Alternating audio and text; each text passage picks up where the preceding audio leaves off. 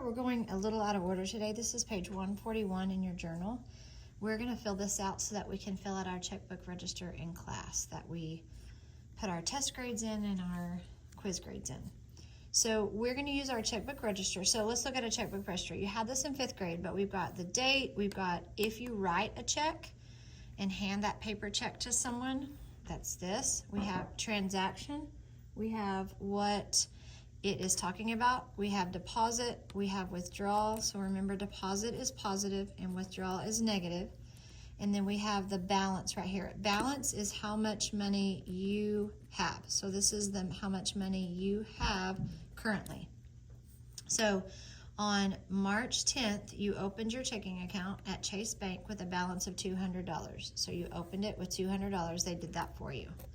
So you have March 12th, I'm sorry, you went shopping at Target and you used your debit card and spent $59.25. So if you spent money, that's going to be a subtraction. So we want to put that in the withdrawal.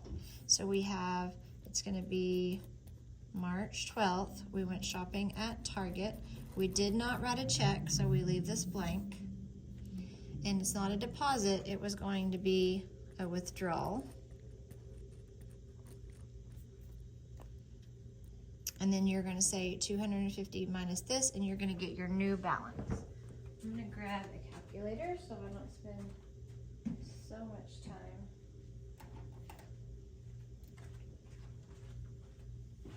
Doing the math of it. Okay, you can use a calculator as well on these types of problems. So we've got $250 minus $59.25. So we get $190.75. So we're finished with this one. So now on March 13th, we used our debit card to purchase some games at GameStop. So we purchased something. So we're not adding, we're not depositing it, we're withdrawing it for $87.75. So we're gonna go ahead and take this balance, how much money we have now, and subtract this $87.75, and we get $103. So we're finished with this one. On March 15th, March 15th, your mom gave you a check for $125 to deposit into your checking account. So your mom is giving you money. All right, so March 15th, we got a check from mom, and it's not one that we wrote, so we're not going to have a check number here. It's not one that we wrote to pay for something. This is someone is giving to us. So we're going to deposit, we're going to put it in this plus category right here. So we're going to take 103 and add 125 so that we get 228. So then we have March 17th. We wrote a check to Bahama Breeze for $9.50. So we wrote a check. That check number is 152. We wrote it to Bahama Breeze, so it looks like we're paying for something. So we're not depositing money, we're taking this $9.50 out. We're subtracting it, we're withdrawing it. So we're going to take $9.50 out, and we get $218. So when your calculator looks like this, there's your decimal. They get rid of extra zeros, so that's actually $218.50. Okay, so we're finished with that one. March 18th, we used our debit card to purchase this much at Chick-fil-A. So we're going to write Chick-fil-A.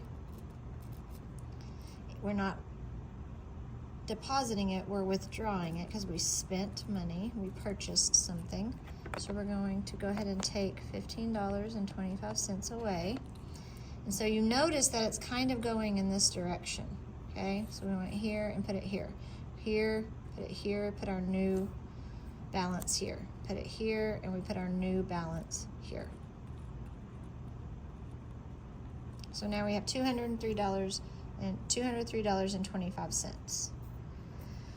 On March 20th, we wrote a check and you're paying your sister Ethel for $25.50.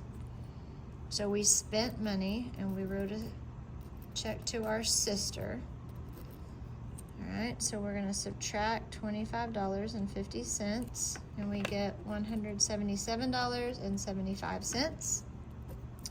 On March 23rd, your neighbor paid you. So you got this money for mowing the yard and you deposit it as cash. All right, so we're gonna deposit cash and we're gonna put it in the deposit column and we're gonna deposit $10.25. So we're gonna take our $177.75 and we're gonna add this and put it straight across from the $10.25. Oh, I messed up.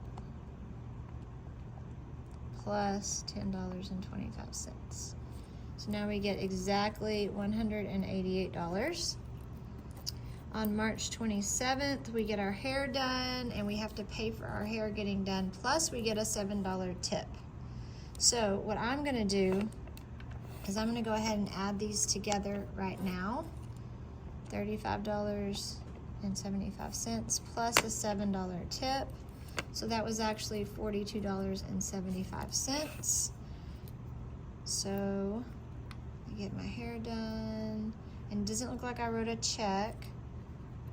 So I am going to pay $42.75. So I'm putting it in the withdrawal column. So $188 minus this $42.75. And we get $145.25. And then what is your remaining balance? Well, here is your remaining balance. That's how much you have after all of those transactions, paying things, depositing things, and that's where you are. All right? So they might also give you something like this where you have things missing and you have to figure out what would be there. All right, so you look here and you go, okay, I made a deposit, I have $500 and now I have $500. And I also deposit my birthday money. So look, withdrawal and deposit. Sometimes they switch these. It just depends on what check register you're using. I've seen different banks do different things. And so you just have to pay attention to the words and put those signs above it. So if we're adding money in, we're going to look and go, okay, how much did I add the 500 to get 600? All right, so if I wasn't sure, I could say 600 minus the 500 and see what the difference is. So actually there was a $100 that you deposited for your birthday money. All right, then it looks like you got an oil change and groceries, and so you had $580, you spent withdrawal 100, and so you would say 580 minus 100 would be 480. Okay, so $480, that's where that missing number would go. Then you had 480 plus 400, and you had 880. And then it looks like you took cash out, kind of like when you go to the ATM, so you took that out. So 880 minus 80 would be just 800. So C would be $800. It looks like you got a haircut for $10, so now you have $790. All right, you transfer. When you transfer from savings to checking, this is your checking account. So you are transferring it into this account, so it's going to be a deposit. If you were transferring it out of the account, it would be over here. So now you have this plus this would be this, and then you had to pay rent. Okay, so they're not showing you whether it's withdrawal or deposit. If you were paying rent, you know that it's got to be a subtraction. All right, you're paying a bill. So you had $850, you subtracted something away, and you got $150. So we're going to go ahead and subtract these to see how much our rent was.